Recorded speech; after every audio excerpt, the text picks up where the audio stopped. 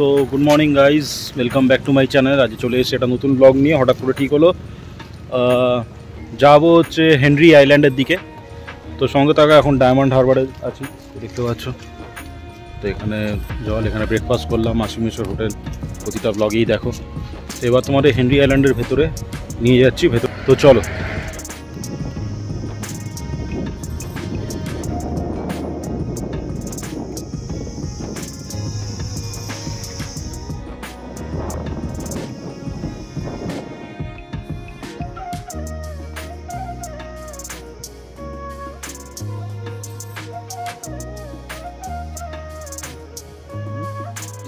Bike নিয়ে ঢুকছি Henry আইল্যান্ডে, পেছনে যে শুনেন স্যার। তো আমরা এখন 30 টাকা টিকিট, দুজনের 10 টাকা, আর বাইকের জন্য আলাদা টিকিট। এগুলো তুমি অনলাইনে এখানে করে নিতে পারো। এবার ভেতরের রাস্তাটা তোমাদের দেখাচ্ছি। তো আমরা ঢুকে গেছি। তো আমাদের ডান দিকে যেতে হবে, আগে বাদিক দিয়েও যাওয়া যেত। তো ডান দিকে মনে হয় কোনো কাজ হচ্ছে। আর ভেতরে রেস্টুরেন্টও আছে বলে দিলেন উনি, খাওয়া দাওয়ার রেস্টুরেন্ট আছে, তোমরা এখানে এসে খাওয়া দাওয়া করতে পারো। সুন্দরী রেস্টুরেন্ট, আরও একটা কি আছে। তো এখানে রাস্তা দেখো কাজ হচ্ছে, আর এই সাইডে দু সাইডে পুরো ভেরি, এর উপর দিয়ে বাইক নিয়ে যেতে হবে। এটা তোমার টোটো আসে, টোটো এখানে ঢুকে যায়, যারা টোটো ভাড়া করে এখানে ঘুরতে আসে বকখালি থেকে। তো দেখতে পাচ্ছ ভেরি, মাছের গন্ধও পাবে। আর প্রচণ্ড রোদ, আসার সময় আমাদের বেশ মেঘলা ছিল, এখন এখানে প্রচণ্ড রোদ। তো এই 2 কিলোমিটার মতো রাস্তা তোমাকে এখানে যেতে হবে, তারপরে বাইকটা এক জায়গায় রেখে ওখান থেকে তোমাকে পায়ে হেঁটে যেতে হবে। তো দেখতে পাচ্ছ থাকার জায়গা। আর এখানে আমরা এখন হেনরি আইল্যান্ডের ভেতরে ঢুকছি। তো তোমাদের এখন দেখাচ্ছি ভেতরে গিয়ে পার্কিং, এখানে বাইক তুমি রাখতে পারবে। আর এখানে একটা ক্যাফে মতো ছোট করা আছে।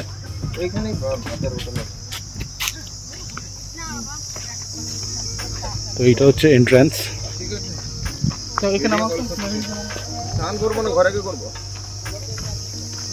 হচ্ছে থাকার অনেক জায়গা করছে সরকার। সমুদ্রে কেউ নামতে বারণ করছে, কারণ এখানে নাকি চোরাবালি আছে লেখা। তো এখানে দেখতে পাচ্ছ যে ম্যানগ্রোভ, এই সাইডটা পুরো জল থাকে। আমি লাস্ট টাইম যখন এসেছিলাম পুরো জল ছিল। আর সোজা হচ্ছে ওখানটা হচ্ছে বিচ, ওই জায়গাটা। এবার বিচের দিকটায় যাবো। তো দেখো সামনেই বিচ, বান্ধব, কাপল, ফ্যামিলি সবার জন্য জায়গাটা ভালো লাগে। তো এই হচ্ছে বিচ, পুরো সাদা বালি দেখতে পাচ্ছ। এখানে একটা টাওয়ার ছিল, সেটা কোনো কারণে ভেঙে গেছে।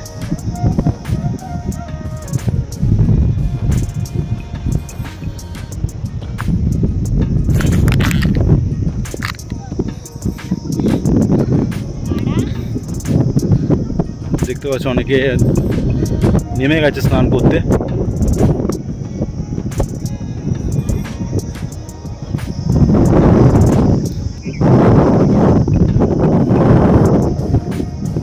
মাছ ধরছে, এখানে স্নান করা নিষেধ।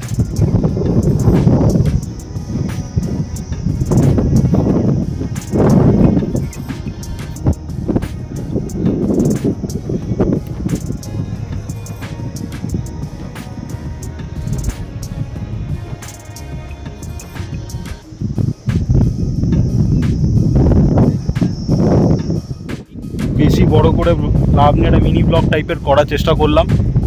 তো আশা করি তোমাদের ভালো লেগেছে। তো বেশ নির্জন একটা বিচ, ছাউনি ফাউনি এরকম করা আছে, বুঝতে পারছো। তো চিল করতে পারো এসে এখানে।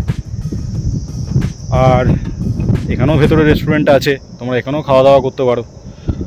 তো মোটামুটি এরকম অজস্র বিচ আছে এই এরিয়াটায়। এখানে টিকিট কেটে ঢুকতে হলো 10 টাকা, ওখানে তো টিকিট ছাড়াও ঢুকতে হবে। ওখানে তোমার থাকারও অনেক ব্যবস্থা পাবে। তো মোটামুটি আশা করি তোমাদের ব্লগটা ভালো লাগছে। তো সঙ্গে থাকো, সাবস্ক্রাইব করো। ছোট্ট একটা ব্লগ।